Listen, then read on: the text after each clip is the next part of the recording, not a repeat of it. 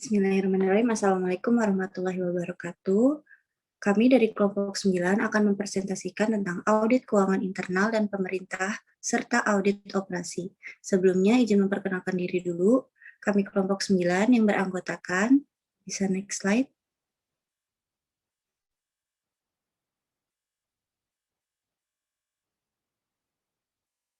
Yang pertama ada Charmat Alintino, kemudian ada Cindy Widianti, Lisa Alfarizi, Mutiara Afida, Respati Kawaiko Mika Puspitasari, dan Yola Mayola. Next slide. Adapun pembahasan yang akan kita bahas, yang pertama tentang audit keuangan internal, kedua audit pemerintahan, yang ketiga audit operasi. Selanjutnya akan dijelaskan oleh rekan saya yaitu Cindy Widianti. Yang pertama itu ada audit keuangan internal. Next. Audit keuangan internal dibagi menjadi 4. Yang pertama itu ada definisi audit internal, yang kedua ada prinsip etika, yang ketiga ada hubungan audit internal dengan audit eksternal, yang keempat yaitu peran audit internal dalam kepemimpinan IRM. Yang pertama itu ada definisi audit internal.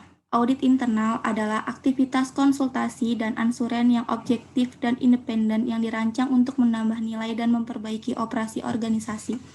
Audit internal membantu organisasi untuk mencapai tujuannya dengan melakukan pendekatan yang sistematis dan berdisiplin untuk mengevaluasi serta meningkatkan efektivitas manajemen, resiko, pengendalian, dan tata kelola.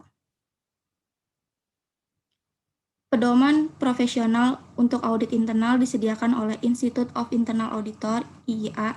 Kerangka kerja praktik profesional IIA meliputi kode etik dan IIA International Standard for the Professional Practice of Internal Auditing, dikenal dengan Red Book.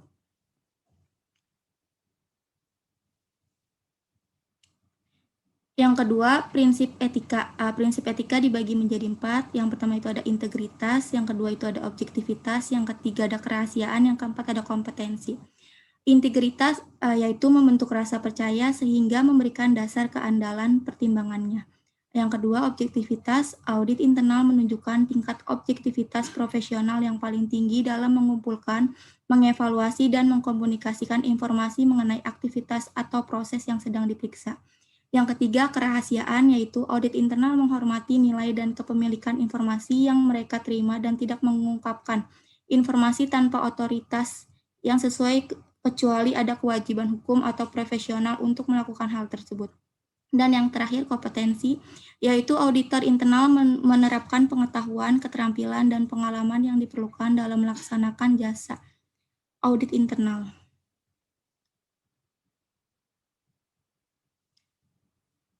Yang ketiga ada hubungan audit internal dengan audit eksternal. Auditor eksternal mengandalkan auditor internal ketika menggunakan model risiko audit untuk menilai risiko pengendalian. Jika auditor internal efektif, auditor eksternal dapat mengurangi secara signifikan risiko pengendalian sehingga mengurangi pengujian substantif. Standar auditing mengizinkan auditor eksternal menggunakan auditor internal sebagai bantuan langsung dalam melakukan audit. Yang keempat, peran auditor internal dalam kepemimpinan IRM, Enterprise Risk Management. Peran inti audit internal dalam konteks IRM ada 4. Yang pertama, memberikan ansuren menjadi proses manajemen risiko. Yang kedua, memberikan ansuren mengenai apakah risiko sudah dievaluasi dengan benar. Yang ketiga, mengevaluasi pelaporan risiko utama. Yang keempat, mereview pengelolaan risiko utama. Next. Bagian 2 yaitu ada audit keuangan pemerintah. Selanjutnya akan dibacakan oleh rekan saya, Mutiara.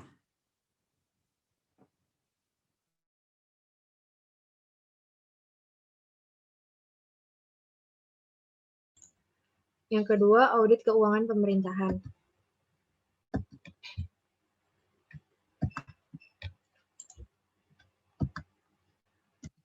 Di antaranya, yang pertama itu ada standar audit keuangan, Yellow Book, dan kedua ada persyaratan audit dan pelaporan, Single Audit Act dan OMB Circular A133, dan ketiga ada pedoman AICPA untuk auditor, dan keempat ada standar pemeriksaan keuangan negara.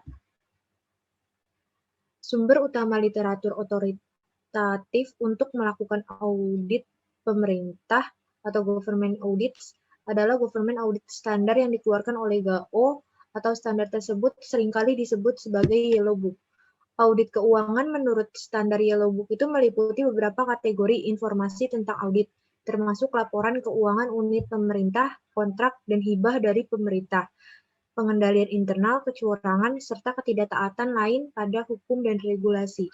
Karena unit pemerintah itu memperhatikan ketaatan terhadap hukum dan regulasi sama seperti reliabilitas laporan keuangan, kategori informasi tersebut lebih luas ketimbang audit menurut standar auditing dan memotong jenis pekerjaan atentasi.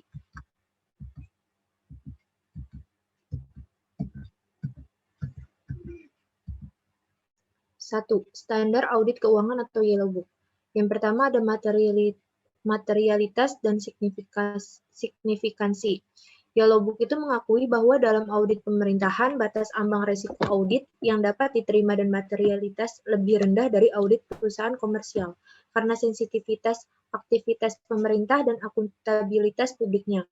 Kedua, ada pengendalian mutu, yang dimana KAP dan organisasi lain yang mengaudit entitas pemerintah harus memiliki sistem pengendalian mutu eksternal.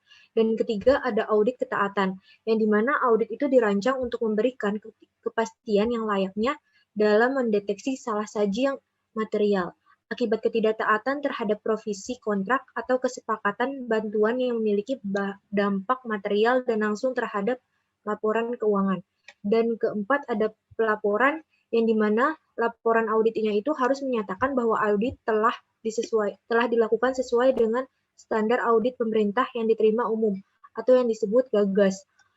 Laporan juga harus menggambarkan lingkup pengujian auditor atas ketaatan terhadap hukum dan regulasi serta pengendalian internal dan menyajikan hasil pengujian tersebut atau pengacuan pada laporan itu terpisah yang memasukkan informasi tersebut. Kedua, ada persyaratan audit atau single audit act. Yang pertama, audit itu harus sesuai dengan GAGAS. Kedua, audit harus memahami pengendalian internal atas program federal yang cukup untuk mendukung peningkatan tingkat resiko pengendalian yang rendah bagi program utama.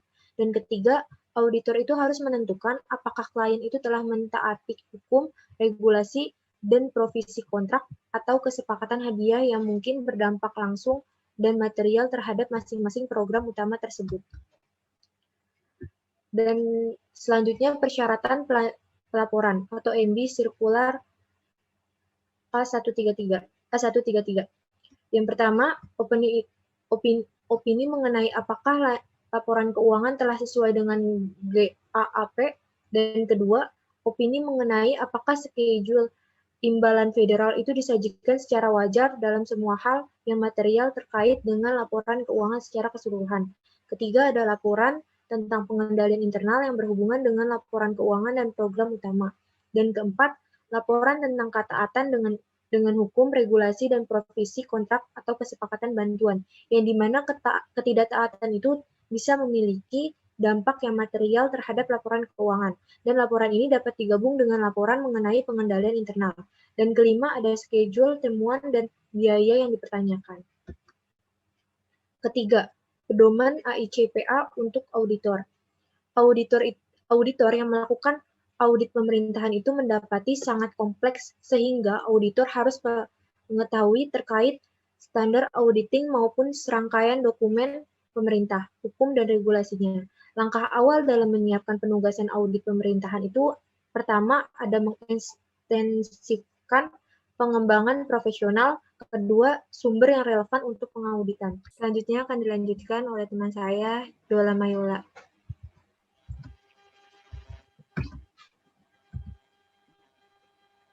Empat, standar pemeriksaan keuangan negara. Standar pemeriksaan merupakan patokan untuk melakukan pemeriksaan pengelolaan dan tanggung jawab keuangan negara yang meliputi standar umum, standar pelaksanaan, dan standar pelaporan yang wajib dipedomani oleh BPK dan atau pemeriksa.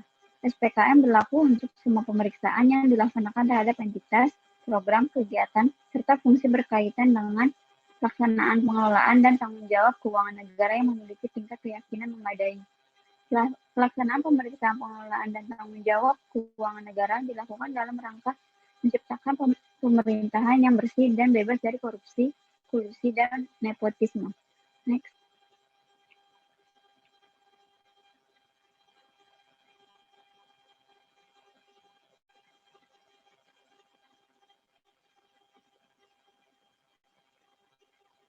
Next mode.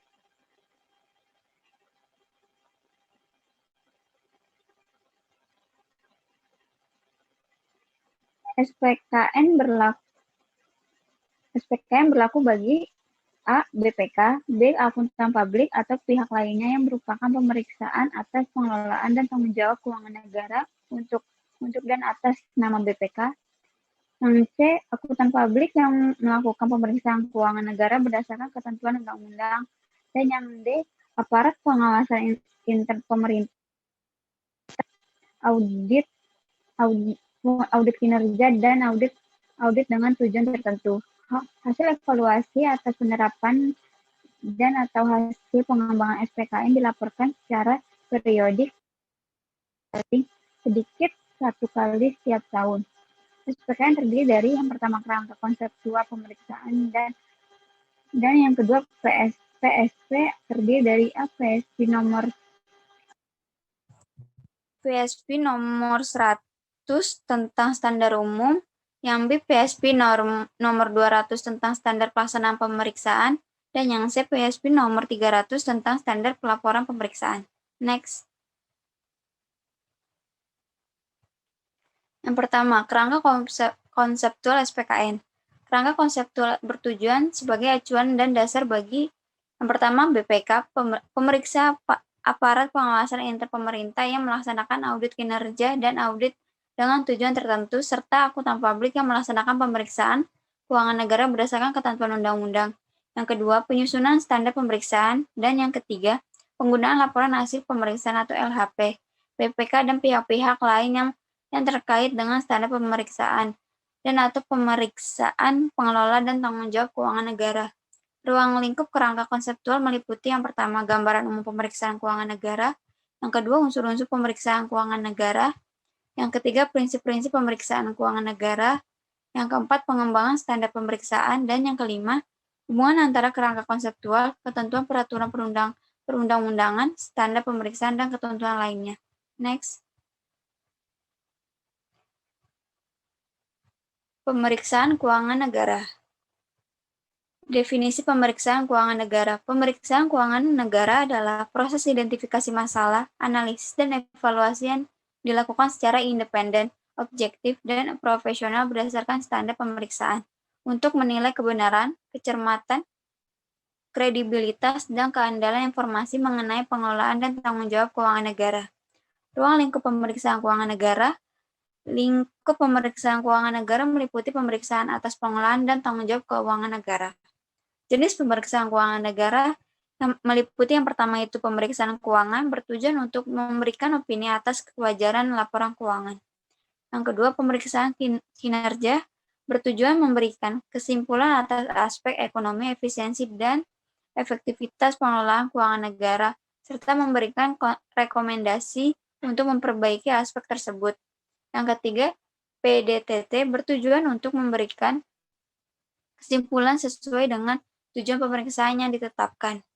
Unsur pemeriksaan keuangan negara yang pertama itu hubungan tiga pihak yang terdiri dari pemeriksaan keuangan negara yang dilaksanakan oleh BPK, akuntan publik, tenaga ahli, dan atau pemeriksa di luar BPK dapat sebagai perorangan maupun lembaga dari luar BPK.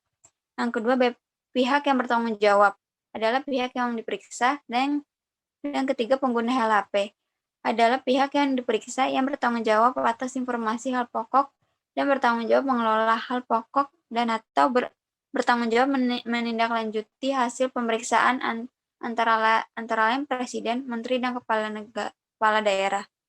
Yang kedua, hal pokok atau subject matters dan informasi hal pokok atau subject matter information.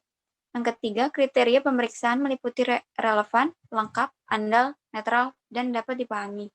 Dan yang keempat, bukti pemeriksaan. Yang kelima, laporan hasil pemeriksaan. Dan yang keenam, pemantauan tindak lanjut hasil pemeriksaan. Next.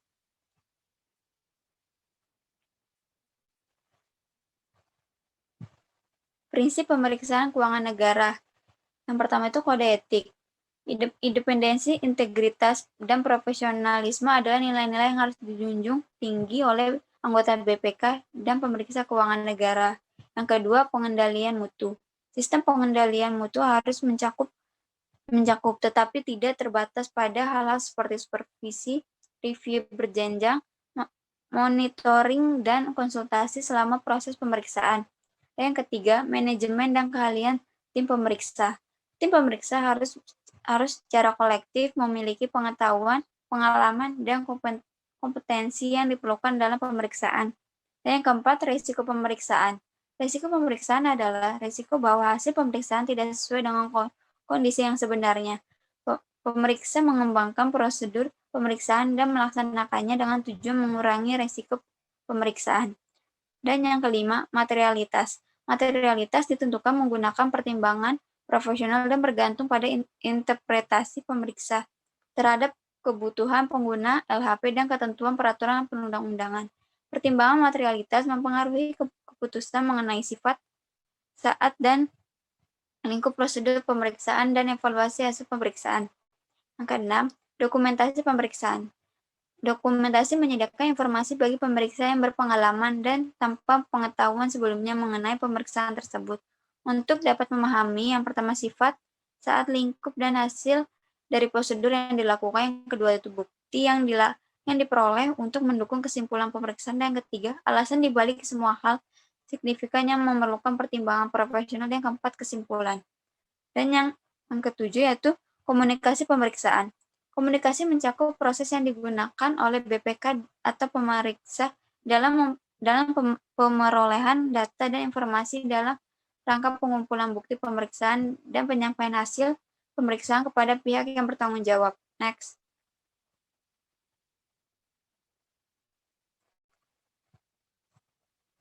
Hubungan kerangka konseptual, ketentuan peraturan perundang-undangan, standar pemeriksaan, dan ketentuan lain. Kerangka konseptual ini tidak menggantikan ketentuan peraturan perundang-undangan di Indonesia. Kerangka konseptual tidak menetapkan ketentuan dan prosedur pemeriksaan. Ketentuan dan prosedur tersebut akan diatur dalam standar pemeriksaan yang dikembangkan dengan mengacu pada kerangka konseptual ini dan tidak bertentangan dengan ketentuan peraturan perundang-undangan. Selanjutnya akan disampaikan oleh teman saya Respati. Setelah kita memaparkan tentang kerangka konseptual pemeriksaan, sekarang kita akan membahas tentang pernyataan standar pemeriksaan. Pernyataan standar pemeriksaan ini terdiri dari 3, yaitu PSP nomor 100 tentang standar umum. Yang kedua, ada PSP nomor 200 tentang standar pelaksanaan pemeriksaan. Dan yang ketiga, ada PSP nomor 300 tentang standar pelaporan pemeriksaan. Di PSP nomor 100 tentang standar umum, ini memberikan rangka dasar untuk dapat menerapkan standar pelaksanaan dan standar pelaporan secara efektif yang dijelaskan pada pernyataan standar berikutnya. Standar umum harus diikuti oleh semua pemeriksa dan organisasi pemeriksa yang melakukan pemeriksaan berdasarkan standar pemeriksaan keuangan negara. Tujuan pemeriksa dalam melaksanakan standar umum ini sebagai dasar untuk dapat menerapkan standar pelaksanaan dan standar pelaporan secara efektif. Dengan demikian, standar umum ini harus diikuti oleh BPK dan semua pemeriksa yang melaksanakan pemeriksaan berdasarkan standar pemeriksaan. Next. Ketentuan standar umum ini ada 9. Yang pertama itu ada etika yang harus dipatuhi oleh BPK dan pemeriksa umum lainnya, yaitu anggota BPK dan pemeriksa harus melaksanakan pemeriksaan sesuai dengan prinsip-prinsip etika sebagai elemen penting nilai akuntabilitas dan harapan publik kepada BPK dan pemeriksa dalam melaksanakan pemeriksaan. Yang kedua, ada independensi, integritas, dan profesionalisme. Sebelumnya, kita harus mengetahui dulu apa yang dimaksud dengan Idenpendensi. Idenpendensi adalah suatu sikap dan tindakan dalam melaksanakan pemeriksaan untuk tidak memihak dan dipandang tidak memihak kepada siapapun, serta tidak dipengaruhi dan dipandang tidak dipengaruhi oleh siapapun. Integritas adalah mutu, sifat, atau keadaan yang menunjukkan kesatuan yang utuh, dimilikinya sifat jujur, kerja keras, serta kompetensi yang memadai. Sedangkan profesionalisme adalah kemampuan, keahlian, dan komitmen profesi dalam menjalankan tugas. Nah, hal yang harus dipatuhi di ketentuan standar umum ini, anggota BPK dan pemeriksa dalam melaksanakan tugas dan wewenangnya harus mematuhi prinsip-prinsip etika, yaitu independensi, integritas, dan profesionalisme yang merupakan nilai-nilai dasar dari BPK. Kemudian ada pengendalian mutu. Sistem pengendalian mutu terdiri dari prosedur dan kebijakan untuk memastikan pemerolehan hasil pemeriksaan yang bermutu tinggi sesuai dengan standar pemeriksaan dan ketentuan peraturan perundang-undangan. Pemeriksa harus menerapkan sistem pengendalian mutu pada saat penugasan untuk memberikan keyakinan memadai bahwa pemeriksaan sesuai dengan standar pemeriksaan dan ketentuan peraturan perundang-undangan dan LHP atau laporan hasil pemeriksaan adalah tepat sesuai dengan kondisinya. Kemudian yang keempat adalah kompetensi. Pemeriksa secara kolektif harus memiliki kompetensi profesional yang memadai untuk melaksanakan tugas pemeriksaan. Pemeriksa harus memelihara kompetensinya melalui pendidikan profesional berkelanjutan paling singkat 80 jam dalam 2 tahun. Yang kelima, pertimbangan ketidakpatuhan, kecurangan, dan ketidakpatutan. Pemeriksa harus mengidentifikasi faktor resiko kecurangan dan menilai resiko adanya ketidakpatuhan terhadap ketentuan peraturan perundang-undangan yang disebabkan oleh kecurangan, fraud, dan ketidakpatuhan. Kemudian yang keenam ada komunikasi pemeriksaan. Pemeriksa harus menggunakan pertimbangan profesional untuk menentukan bentuk, isi, dan intensitas komunikasi. Apabila ada penghentian pemeriksaan, pemeriksa harus memberikan penjelasan secara tertulis kepada pejabat yang memberikan penugasan. Kemudian yang ketujuh ada dokumentasi pemeriksaan dalam pelaksanaan dan pelaporan hasil pemeriksaan. Pemeriksa harus menyusun dokumen pemeriksaan yang memadai secara tepat waktu pada seluruh tahapan. Next slide.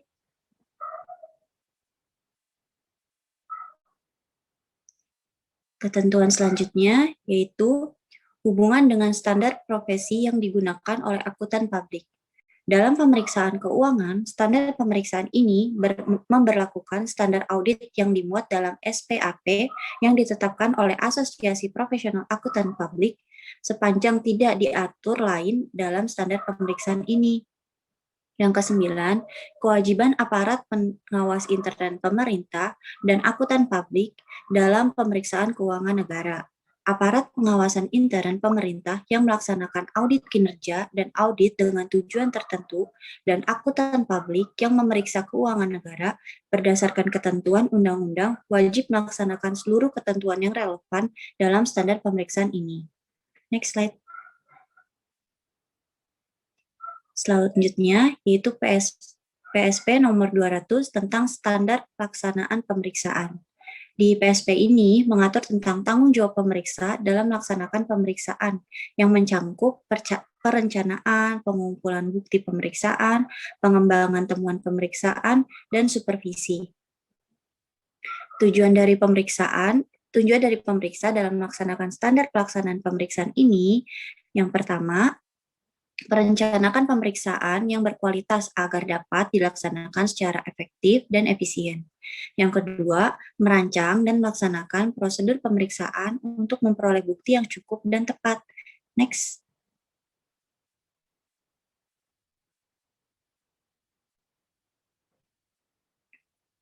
Di ketentuan standar pelaksanaan pemeriksaan, ini kan tadi ada 4.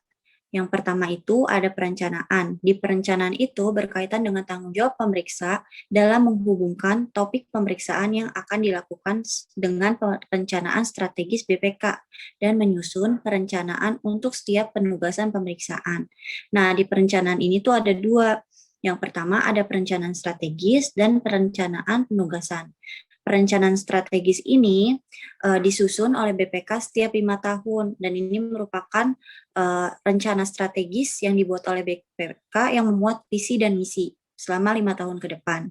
Kemudian, perencanaan penugasan adalah proses yang meliputi penetapan strategis pemeriksaan secara keseluruhan dan pengembangan rencana pemeriksaan.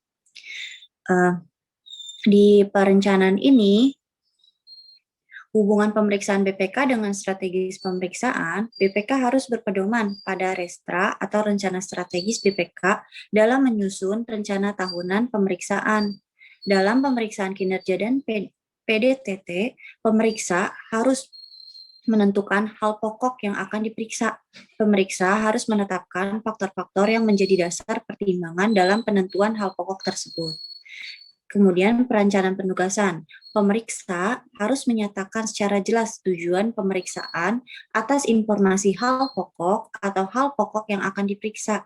Pemeriksa harus memutakhirkan penilaian terhadap materialitas sepanjang proses pemeriksaan berdasarkan penilaian risiko dengan menggunakan pertimbangan profesional. Dalam pemeriksaan keuangan, pemeriksa harus mempertimbangkan kelangsungan usaha, going concern, dan peristiwa yang terjadi antara tanggal laporan keuangan dan tanggal laporan hasil pemeriksaan. Pemeriksa harus memutakhirkan rencana pemeriksaan apabila diperlukan selama proses pelaksanaan pemeriksaan. Kemudian yang kedua ada pengumpulan bukti pemeriksaan. Di pengumpulan bukti pemeriksaan berkaitan dengan tanggung jawab pemeriksa dalam merancang dan melaksanakan prosedur pemeriksaan untuk memperoleh bukti pemeriksaan yang cukup dan tepat, mendukung penarikan kesimpulan yang akurat sesuai karakteristik yang dimiliki oleh bukti pemeriksa dalam suatu pemeriksaan.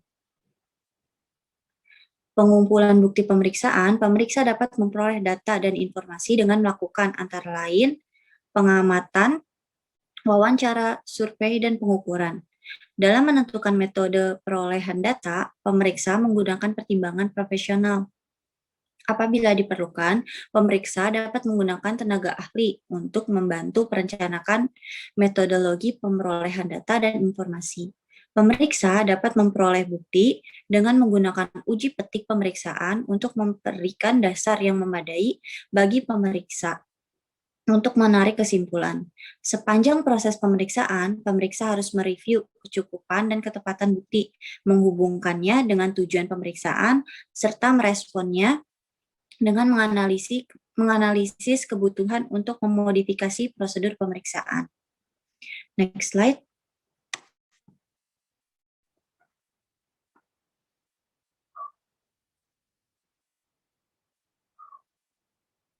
Kemudian ada pengembangan temuan pemeriksaan. Pengembangan temuan pemeriksaan berkaitan dengan tanggung jawab pemeriksa dalam mengembangkan temuan pemeriksaan berdasarkan bukti pemeriksaan yang diperoleh. Nah, untuk unsur temuan pemeriksaan disebut lengkap sepanjang tujuan pemeriksaan telah dipenuhi.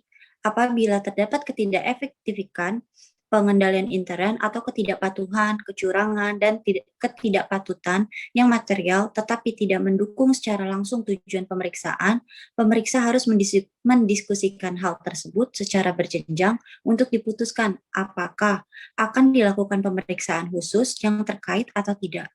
Dalam hal pemeriksa menemukan indikasi awal kecurangan, pemeriksa dapat menindaklanjuti dengan mengusulkan PDTT dalam bentuk pemeriksaan investigatif. Yang terakhir adalah supervisi. Supervisi ini berkaitan dengan tanggung jawab pemeriksa dalam memberikan arahan dan panduan kepada pemeriksa selama pemeriksaan untuk memastikan pencapaian tujuan pemeriksaan dan pemenuhan standar pemeriksa. Supervisi dilakukan secara berjenjang dan dimaksud untuk menjamin pencapaian tujuan pemeriksaan dan pencapaian kualitas pemeriksaan sesuai dengan standar pemeriksaan.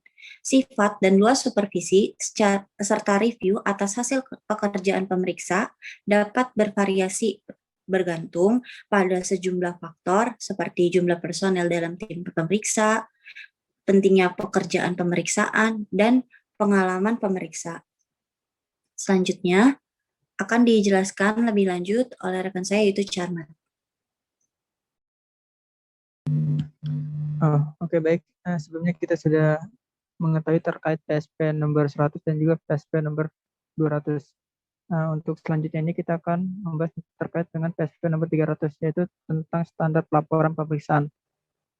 PSP ini mengatur kewajiban pemeriksaan dalam menyusun LHP atau laporan hasil pemeriksaan untuk pemeriksaan keuangan, pemeriksaan kinerja, dan juga PDTT. LHP ini fungsinya terdapat 4 fungsi. Yang pertama itu mengkomunikasikan hasil pemeriksaan kepada pihak yang berwenang berdasarkan peraturan perundang-undangan yang berlaku pada negara tersebut. Yang kedua itu menghindari kesalahpahaman atas hasil pemeriksaan. Yang ketiga itu membuat hasil pemeriksaan sebagai bahan untuk melakukan tindakan perbaikan oleh pihak yang bertanggung jawab. Dan yang terakhir itu fungsi untuk memudahkan pemantauan tindak lanjut untuk menentukan pengaruh tindakan perbaikan yang semestinya dilakukan. Selanjutnya kita akan berbicara terkait tujuan pemeriksaan dalam menerapkan standar pelaporan ini. Ya, terdapat 2. Yang pertama itu tujuannya untuk merumuskan suatu kesimpulan hasil pemeriksaan berdasarkan evaluasi atas bukti pemeriksaan yang diperoleh. Dan yang kedua itu mengkomunikasikan hasil pemeriksaan kepada pihak-pihak yang terkait. Bisa di next.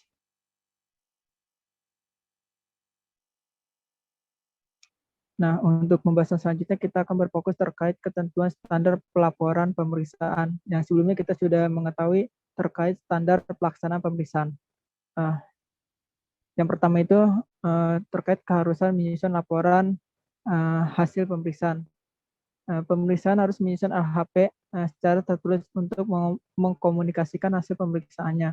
Pemeriksaan harus menyusun LHP secara yang pertama itu tepat waktu, yang dimana LHP harus tepat waktu agar informasi yang disampaikan bermanfaat secara maksimal. Yang kedua itu lengkap, yang dimana LHP harus lengkap memuat semua informasi dari bukti yang dibutuhkan untuk memenuhi tujuan pemeriksaan. Yang ketiga itu akurat, yang dimana LHP harus akurat dalam menyajikan informasi didukung oleh bukti yang cukup dan tepat. Yang keempat itu objektif, yang dimana itu apa yang ditemukan itu harus dilaporkan dan dinyatakan, yang dimana tidak boleh subjektif. Kenapa? Kalau subjektif itu dia akan melanggar dari prinsip pemeriksaan keuangan, yaitu kode etik yang tadi. Selanjutnya itu meyakinkan. Agar meyakinkan, LHP harus menyajikan hubungan logis antara tujuan pemeriksaan, kriteria, temuan, kesimpulan, dan juga rekomendasi bila ada. Dan selanjutnya itu jelas. Pemeriksaan harus menulis laporan dengan bahasa yang jelas, tidak ambigu, sederhana mungkin, dan sedapat mungkin menghindari penggunaan istilah-istilah teknis dan ringkasan, terutama juga terkait tanda baca maupun pemilihan diksi yang akan digunakan agar tidak menyimpang ataupun terkesan ambigu. Yang terakhir itu ringkas. LHP harus diringkas, yaitu tidak memuat informasi yang tidak perlu atau tidak sesuai dengan tujuan pemeriksaan. Bisa di next.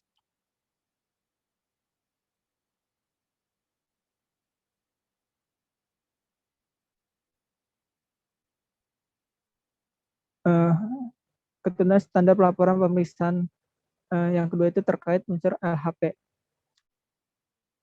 Yang pertama itu pernyataan bahwa pemeriksaan dilaksanakan sesuai dengan standar pemeriksaan.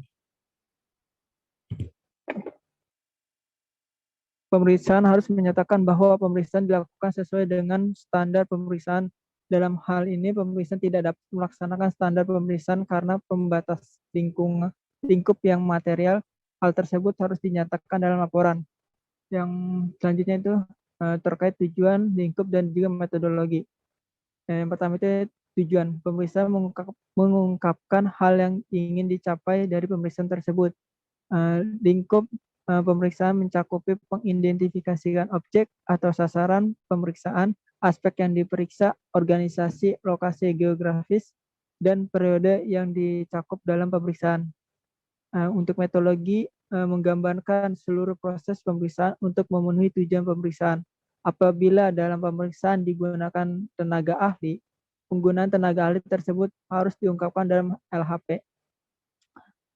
Selanjutnya itu terkait kesimpulan. Pemeriksaan memberikan kesimpulan atas tujuan pemeriksaan, khususnya pemeriksaan keuangan.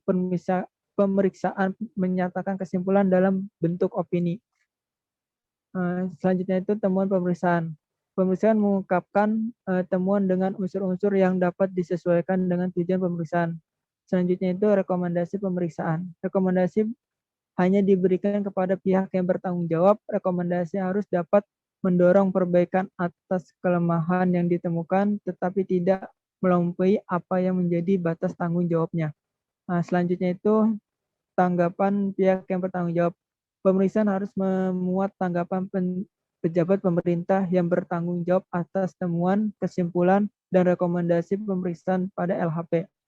Khusus untuk PDTT dalam bentuk pemeriksaan investigatif, karena tujuannya pemeriksaannya adalah untuk mengungkapkan indikasi kerugian negara dan atau tindak pidana, maka pemeriksaan tidak meminta tanggapan tertulis kepada pihak yang bertanggung jawab. Yang tadi itu penandatanganan LHP. LHP ditandatangani oleh ketua, wakil ketua, atau anggota BPK. Wewenang pendatangan LHP dapat didelegasikan kepada penanggung jawab pemeriksaan yang memiliki kompetensi. Bisa di next.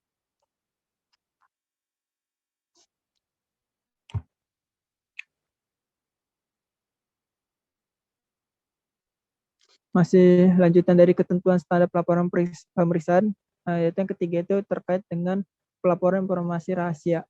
Apabila informasi tertentu dilarang diungkapkan kepada umum, LHP harus mengungkapkan sifat informasi yang dilarang diungkapkan tersebut dan diketahui yang melarang mengungkapkan informasi tersebut.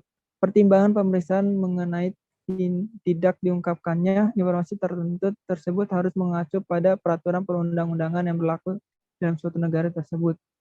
Yang keempat itu penerbitan dan distribusi laporan, yang dimana BPK harus menyerahkan LHP tepat waktu kepada lembaga perwakilan, pihak yang bertanggung jawab, dan pihak lain yang diberi wewenang untuk menerima LHP sesuai dengan ketentuan peraturan perundang-undangan. Dalam hal ini yang diperiksa merupakan informasi rahasia, maka pendistribusian LHP tersebut dapat dibatasi. Informasi yang diperoleh melalui PDTT dalam bentuk pemeriksaan investigatif merupakan informasi yang sangat rahasia. Untuk selanjutnya itu pemantauan tindak lanjut hasil pemeriksaan. BPK memantau secara periodik tindak lanjut hasil pemeriksaan dan menyampaikan hasil pemantauannya kepada lembaga perwakilan dan pihak yang bertanggung jawab. Tujuan pemantauan tindak lanjut hasil pemeriksaan adalah meningkatkan efektivitas pelaporan hasil pemeriksaan serta membantu lembaga perwakilan dan pemerintah dalam memperbaiki tata kelola. Bisa di next. Nah, ini sebatas contoh laporan dari hasil pemeriksaan. Mungkin bisa langsung saja ke studi kasusnya.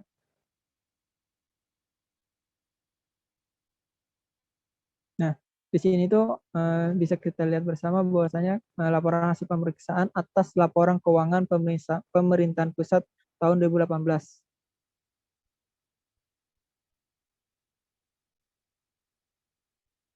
Nah, di sini kita bisa melihat kerangka-kerangkanya terkait hasil pemeriksaan atas laporan keuangan ini. Yang pertama itu dipaparkan terkait dasar hukumnya, lingkup dan tanggung jawab, tujuan dan standar pemeriksaan. Dapat kita lihat bersama. Bisa di next. Nah, jika sudah, langsung kita membuat sistematika pelaporan. Nah, selanjutnya itu opini oleh BPK atau LKPP tahun 2018. Yang dimana pada contoh kasus ini BPK memberikan opini wajar tanpa pengecualian atau LKPP tahun 2018, yang dimana tidak adanya kesalahan saji material yang berdampak besar bagi pemerintah pusat pada tahun 2018. Yang keempat itu hasil pemeriksaan atau sistem pengendalian intern atau disebut dengan SPI dan kepatuhan terhadap ketentuan peraturan perundang-undangan. Nah, di mana itu kayak temuan SP-nya itu diungkapkan di sini. Bisa next. Begitupun dengan temuan kepatuhan terhadap ketentuan peraturan perundang-undangan itu diungkapkan juga pada laporan ini. Bisa di next. Nah, jika sudah, BPK akan melakukan rekomendasi yang berkaitan dengan ketentuan kelemahan dari SPI ataupun ketidakpatuhan terhadap ketentuan peraturan perundang-undangan tersebut di atas. Nah, ini kita dapat melihat bersama rekomendasi-rekomendasi dari BPK. Selanjutnya itu terkait perkembangan opini LKKL dan LKBUN tahun 2014 hingga 2015. Di sini kita ambil contoh saja untuk yang opini wajar tanpa pengecualian atau WTP pada tahun 2014 itu poinnya itu sebesar 62. Nah, di tahun selanjutnya itu menurun jadi 56. Nah, untuk tahun 2016 hingga tahun 2018 itu mengalami peningkatan. Selanjutnya itu terkait hasil review atau pelaksanaan transparan fiskal. Nah, di sini tuh lebih di-review kembali yang temuan-temuan sebelumnya. Next. Nah, di mana akhirnya itu ditandatangani oleh Badan Pemeriksa Keuangannya itu sendiri. Di sini kan ada namanya Dr. Agus Joko Pramono MACC AKCA yang di mana itu badan pemeriksanya itu yaitu si ini Bapak Agus ini gitu. Ditandatangani serta diberikan stempel Badan Pemeriksa Keuangan bahwasanya sini sudah diperiksa oleh BPK itu. Bisa kembali ke slide sebelumnya. Nah, selanjutnya itu audit operasi yang dimana nanti yang akan disampaikan oleh rekan saya Lisa Alfariji. Silakan.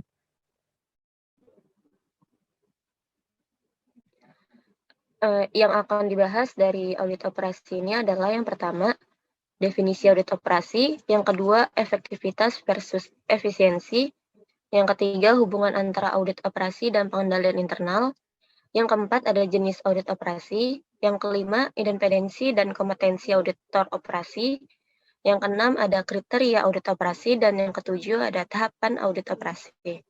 Selanjutnya. Yang pertama, definisi audit operasi.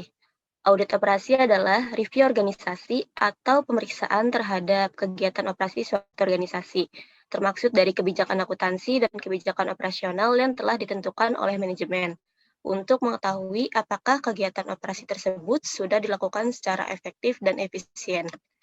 Biasanya istilah audit operasi sering dipersamakan dengan audit manajemen dan audit kinerja. Next.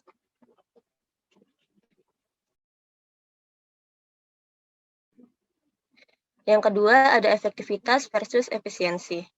Efektivitas merujuk pada pemenuhan tujuan. Efektivitas merupakan tingkatan di mana tujuan organisasi tersebut dicapai. Untuk efisiensi merujuk pada penentuan sumber daya yang digunakan untuk mencapai tujuan tersebut. Efisiensi merupakan tingkatan sampai di mana biaya dikurangi tanpa mengurangi efektivitas. Efisiensi dalam audit operasi harus ada kriteria yang terdefinisi menyangkut apa yang dimaksud dengan melakukan sesuatu secara lebih efisien sebelum audit operasi dapat memiliki arti. Next.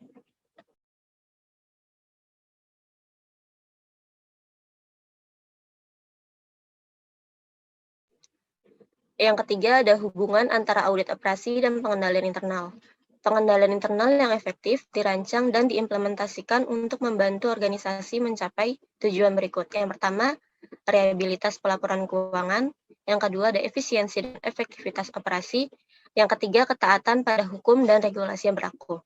Nah, 2 dari 3 tujuan tersebut berhubungan langsung dengan audit operasi yang mempengaruhi efisiensi dan efektivitas.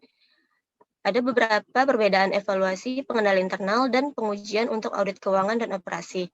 Yang pertama tujuannya dan yang kedua lingkup tujuan. Tujuan dari audit operasi pengendalian internal adalah mengevaluasi efisiensi dan efektivitas serta membuat rekomendasi untuk manajemen. Sebaliknya, evaluasi pengendalian internal untuk audit keuangan memiliki dua tujuan utama. Yang pertama, menentukan luas pengujian audit substantif yang diperlukan, dan yang kedua, melaporkan efektivitas pengendalian internal terhadap laporan keuangan. Lingkup audit operasi berkenaan dengan setiap pengendalian yang mempengaruhi efisiensi dan efektivitas. Sedangkan lingkup evaluasi pengendalian internal untuk audit keuangan terbatas pada efektivitas pengendalian internal atas pelaporan keuangan dan dampaknya terhadap penyajian laporan keuangan yang wajar. Next.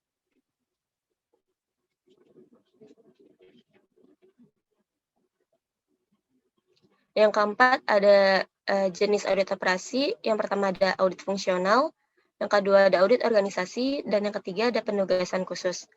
Audit fungsional ini berkaitan dengan satu atau lebih fungsi dalam suatu organisasi, seperti efisiensi dan efektivitas fungsi pengkajian untuk suatu divisi atau perusahaan secara keseluruhan. Untuk audit organisasi, berkenaan dengan keseluruhan unit organisasi seperti departemen, cabang, atau anak perusahaan. Audit organisasi menekankan pada seberapa efisien dan efektif fungsi-fungsi organisasi berinteraksi. Untuk penugasan khusus adalah permintaan manajemen akan audit operasi dengan tujuan khusus seperti menentukan penyebab sistem teknologi informasi yang tidak efektif. Next.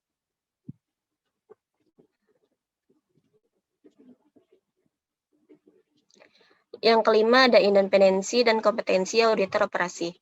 Dua kualitas yang paling penting bagi auditor operasi adalah independensi dan kompetensi. Auditor harus melapor kepada tingkat manajemen yang sesuai untuk memastikan bahwa penyelidikan dan rekomendasi dibuat tanpa bias. Tanggung jawab auditor operasi juga dapat mempengaruhi independensinya. Auditor tidak boleh bertanggung jawab terhadap fungsi operasi suatu perusahaan atau memperbaiki defisiensi jika operasi yang tidak efektif atau tidak efisien ditemukan. Walaupun dapat diterima bagi auditor untuk merekomendasikan perubahan operasi, personel operasi harus memiliki otoritas untuk menolak atau menerima rekomendasi tersebut. Jika auditor memiliki otoritas untuk mengharuskan implementasi rekomendasinya, independensi personel operasi akan menurun. Tentu saja diperlukan kompetensi untuk menentukan penyebab masalah operasi dan membuat rekomendasi yang tepat. Namun, jika audit operasi berkaitan dengan masalah operasi yang memiliki kisaran luas, kompetensi dapat menjadi penghalang utama. Next.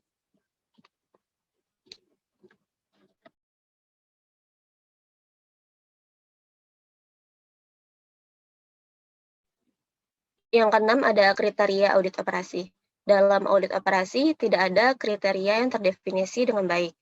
Untuk menetapkan kriteria audit operasi, auditor dapat mendefinisikan tujuan sebagai penentuan apakah beberapa aspek entitas dapat dibuat lebih efektif atau lebih efisien. Kemudian merekomendasikan perbaikan.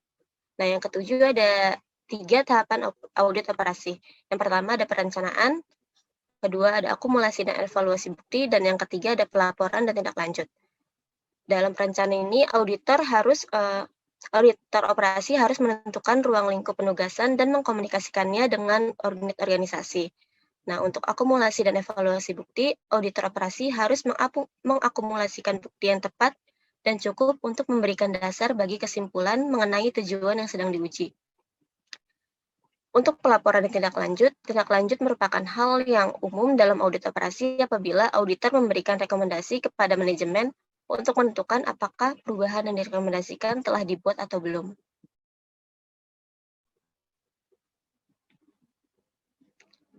Sini selanjutnya ada beberapa pertanyaan. Next. Pertanyaan yang pertama, dari kelompok 1, jelaskan mengapa laporan audit internal tidak terstandarisasi. Laporan audit internal tidak terstandarisasi karena bervariasinya kebutuhan pelaporan dari masing-masing perusahaan dan laporan tersebut tidak diandalkan oleh pemakai eksternal. Selanjutnya.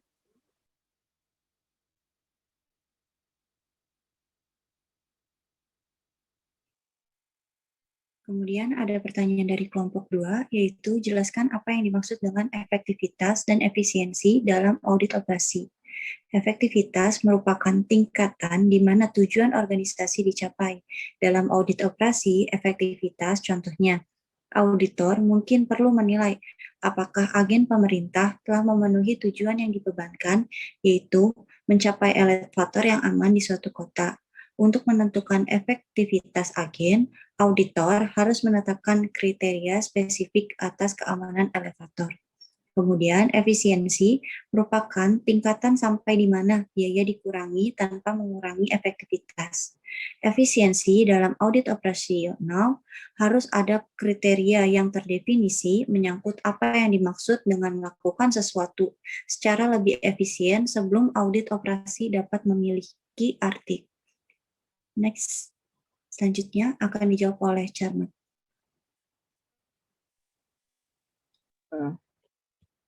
Baik, untuk kelompok 3 itu pertanyaannya, dalam kondisi seperti apa audit eksternal dapat mempertimbangkan audit internal sebagai partner kerja yang efektif? Audit eksternal dapat mempertimbangkan audit internal sebagai partner yang efektif jika yang pertama itu independen dari unit operasi yang sedang dievaluasi.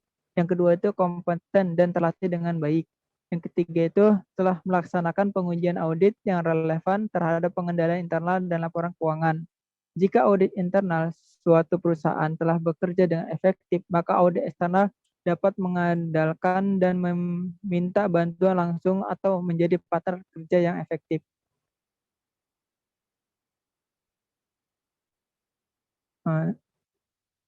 Selanjutnya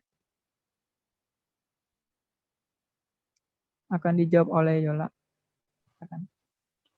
Yaitu pertanyaan kelompok 4, jelaskan perbedaan dari jenis audit operasi itu audit fungsional, audit organisasi, dan penugasan audit. Sertakan contohnya. Yang pertama, audit fungsional atau fungsional audit berkaitan dengan satu atau lebih fungsi dalam suatu organisasi seperti efisiensi dan efektivitas, fungsi pengajian untuk suatu divisi atau perusahaan secara keseluruhan atau fungsi teknik produksi. Yang kedua itu audit operasi suatu organisasi berkenaan dengan keseluruhan unit organisasi seperti departemen, cabang, atau anak perusahaan. Audit organisasi atau organization audit menekankan pada seberapa efisien dan efektif fungsi-fungsi organisasi berinteraksi. Yang ketiga, penugasan khusus atau special assignment adalah permintaan manajemen akan audit operasi dengan tujuan khusus seperti menentukan penyebab sistem teknologi informasi yang tidak efektif, menyelidiki kemungkinan dilakukannya kecurangan dalam suatu divisi, dan membuat rekomendasi untuk mengurangi biaya pembuatan produk. Selanjutnya, dibacakan oleh Mutiara. Kelompok 5, ada pertanyaan dari Elsa yang dengan MPM 121/2018-031. Di sini pertanyaannya adalah sebutkan dan jelaskan 3 perbedaan antara audit operasi dengan audit keuangan. Yang pertama, tujuan auditnya itu, di tujuan audit ini, audit keuangan itu lebih menekankan apakah informasi historisnya itu dicatat dengan benar, sedangkan audit operasi itu menekankan efektivitas dan efisiensi. Dan kedua, audit keuangan itu berorientasi pada masa lalu, sementara audit operasi itu berfokus pada perbaikan kinerja di masa yang mendatang. Dan kedua, dimasukkannya bidang non-keuangan. Kalau audit keuangan itu terbatas pada persoalan yang secara langsung mempengaruhi kewajaran penyajian laporan keuangan. Sedangkan audit operasi itu meliputi setiap aspek efisien dan efektivitas dalam suatu organisasi. Contohnya, audit operasi mungkin membahas efektivitas program iklan atau efisiensi karyawan pabrik. Dan ketiga, ada distribusi laporan, yang dimana laporan yang pertama ada laporan audit keuangan pada umumnya didistribusikan pada pemakaian laporan keuangan eksternal seperti pemegang saham dan banker, sementara laporan audit operasi itu ditujukan kepada manajemen. Dan kedua, distribusi laporan audit keuangan yang luas akan memerlukan struktur yang terdefinisikan dengan baik dan penggunaan kata-katanya. Dan distribusi laporan operasi yang terbatas dan beragamnya sifat audit efisien dan efektivitas akan membuat laporan audit operasi mungkin membahas efektivitas program iklan dan efisiensi karyawan pabrik. Selanjutnya akan dibacakan oleh Cindy. Pertanyaan dari kelompok 6, jelaskan mengapa banyak orang memandang auditor internal sebagai kelompok utama yang bertanggung jawab melaksanakan audit operasi. Audit internal menghabiskan semua waktunya bekerja untuk perusahaan yang mereka audit sehingga audit internal memiliki keunggulan untuk melakukan audit operasi tersebut. Mereka juga memiliki pengetahuan yang cukup banyak mengenai perusahaan dan bisnisnya yang merupakan hal yang penting bagi audit operasi. Karena audit internal memiliki posisi yang unik untuk melaksanakan audit operasi tersebut sehingga banyak yang menganggap bahwa audit internal kelompok utama yang melakukan audit operasi. Pertanyaan dari kelompok 7. Jelaskan bagaimana auditor eksternal dapat bekerja sama dengan audit internal dalam penugasan audit. Audit eksternal dapat bekerja sama dengan audit internal apabila audit internal suatu perusahaan sudah berjalan dengan efektif sehingga audit eksternal dapat mengurangi secara signifikan risiko pengendalian dan mengurangi pengujian substantif. Audit internal yang efektif dapat membantu auditor eksternal secara langsung untuk melakukan audit dan melaksanakan sejumlah pengujian sehingga audit dapat dilakukan dalam waktu yang singkat dan biaya yang lebih rendah. Next. Pertanyaan terakhir yaitu dari kelompok 8. Untuk menentukan efektivitas agen, auditor harus menetapkan kriteria spesifikasi atas keamanan elevator. Apakah yang dimaksud dengan keamanan elevator? Dan mengapa audit harus menetapkan kriteria spesifikasi atas keamanan elevator? Kriteria spesifikasi atas keamanan elevator harus ditetapkan karena kriteria spesifik membentuk auditor untuk menetapkan kriteria audit operasi atas keamanan suatu elevator. Dengan pendekatan spesifikasi inilah auditor dapat mengevaluasi apakah efektivitas dan efisiensi keamanan telah terjadi pada elevator atau tidak.